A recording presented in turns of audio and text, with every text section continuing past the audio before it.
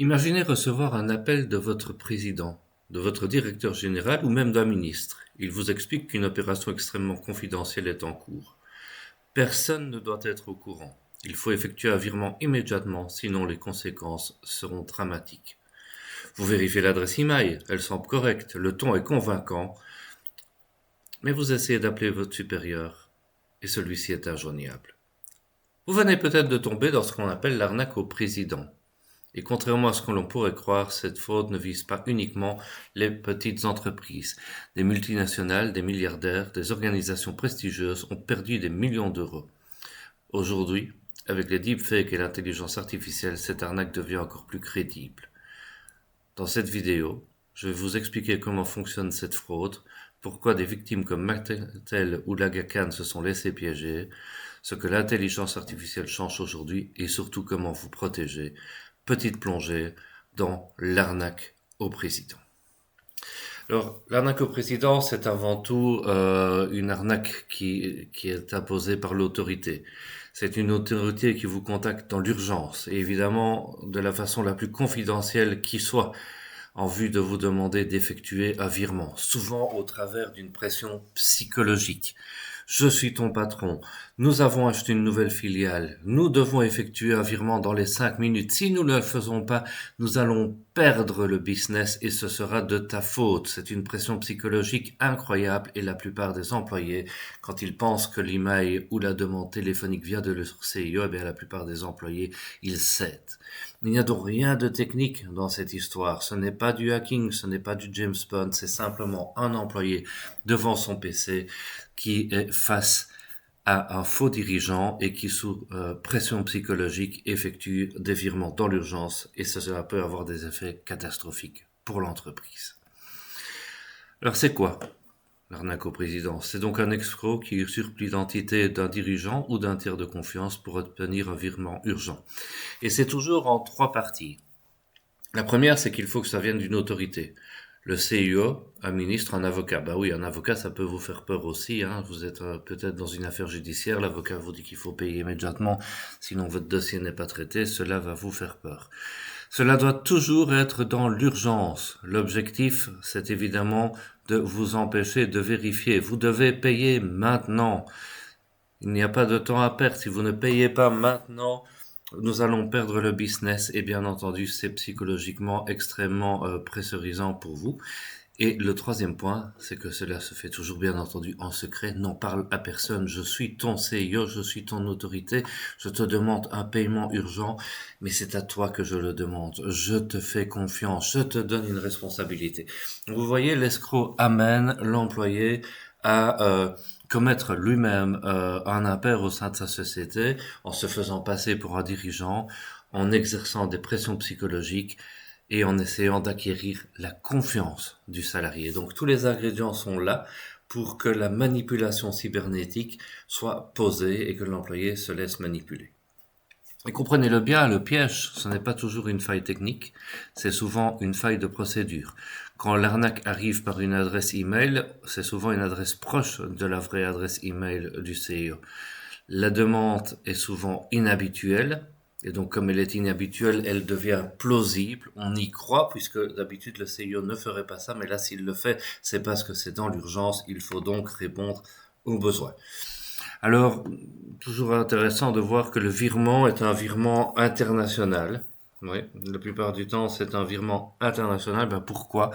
Bien pour qu'on ne puisse pas faire un rollback, c'est-à-dire empêcher le virement d'être exécuté lorsqu'on se rend compte qu'en fait, on a été manipulé.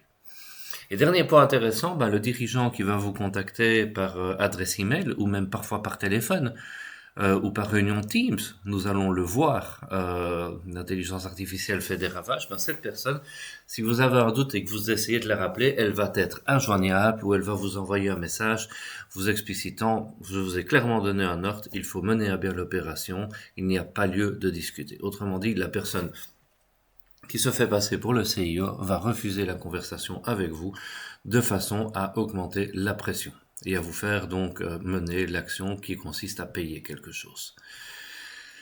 Alors, il y a des arnaques au président bien connues. La première, c'est le faux Jean-Yves Le Drian. Et donc là, l'arnaqueur passait au début des coups de téléphone en se faisant passer pour le ministre. Et il demandait à des riches personnes ou des riches entreprises de payer. Alors c'était pour financer des opérations secrètes de la France, voire pour payer des libérations d'otages. Vous savez que généralement la France ne paye pas pour la libération des otages. Et donc le faux ministre contactait les personnes victimes en leur expliquant, ben voilà, on ne paye pas pour les otages. En tout cas, c'est la version officielle. Mais la version officieuse, c'est qu'on paye parce qu'on veut sauver la vie de nos otages. Mais il nous faut un budget pour ça.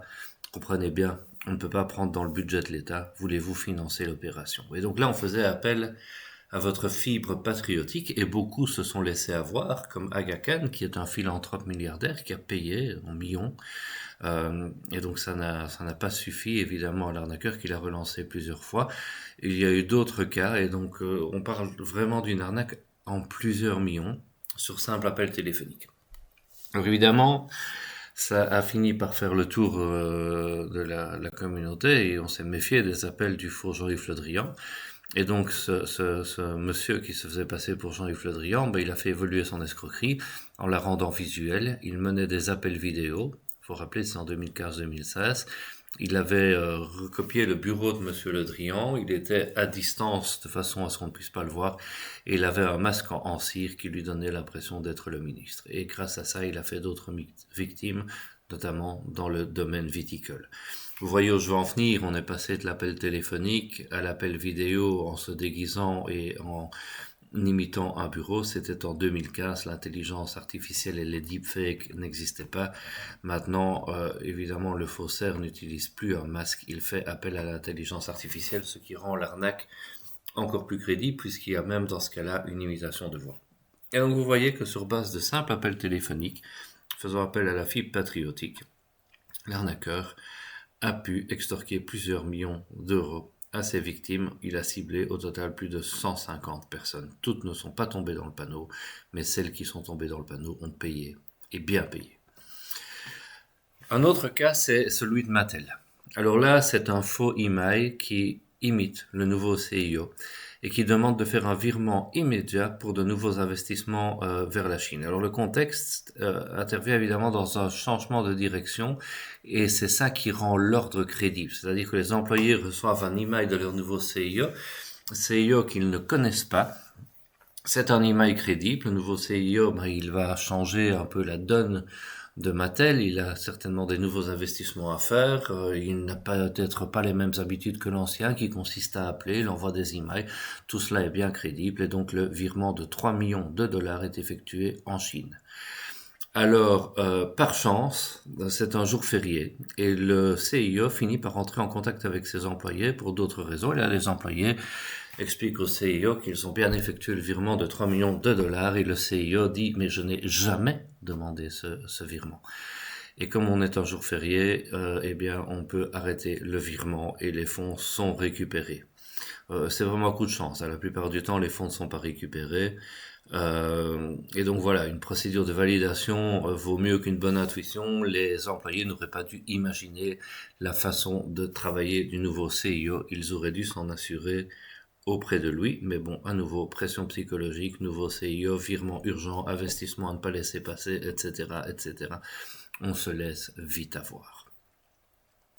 Alors, comme vous l'avez vu avec le faux Le Drian, parfois ce sont les appels téléphoniques, parfois c'est des imitations de voix, mais tout ça n'est plus nécessaire puisque grâce à l'intelligence artificielle, on peut recréer complètement l'environnement de travail, on peut cloner la voix, on peut cloner les visages des personnes, ça amplifie la pression puisque là vous n'êtes plus face à un simple appel téléphonique, vous êtes parfois même projeté dans une réunion de Teams avec les associés du groupe et ça vous semble crédible, ils sont là, leurs visages sont là, leur voix est là, oui, vous avez l'impression d'être en réunion, ça augmente la pression et c'est exactement ce qui s'est passé avec Arup, un cabinet de conseil qui a versé 25 millions de dollars après une vidéoconférence organisée sous forme de deepfake et versé ça à Hong Kong. Donc l'intelligence artificielle permet de recréer un environnement de pression encore plus forte qui font que les employés payent encore plus. Cela me rappelle une anecdote. J'avais un jour dit à une journaliste, tu seras viré parce que sur une vidéo on te verra égorger ton chat. La journaliste m'avait répondu, je n'ai pas de chat, et ma réponse à moi avait été de lui dire, avec l'intelligence artificielle, on s'en fout. Et c'est exactement ce qui se passe dans l'arnaque au président. Alors, comment se prémunir de tout ça? La règle, c'est ralentir le virement. Vous ne serez pas capable de détecter les deepfakes. Vous ne serez pas capable d'éviter les pressions. Donc, vous devez mettre en place des procédures pour éviter de tomber dans l'urgence. Première, c'est la double validation. Jamais un CIO ne va vous demander de valider seul un énorme paiement. Il y aura toujours une double validation, par exemple par un membre du conseil d'administration. Toujours permettre un rappel hors canal, donc vérifier que la demande du CIO est vraiment, ou la demande du ministre est une vraie demande. Vous avez le droit de demander une vérification. L'urgence, surtout pour des sommes pareilles, sans double vérification, n'existe pas. Dans votre entreprise, vous pouvez aussi convenir d'un mot de passe oral. Alors pas le mot de passe de votre PC, mais une phrase que vous dites lorsque le paiement doit vraiment être effectué.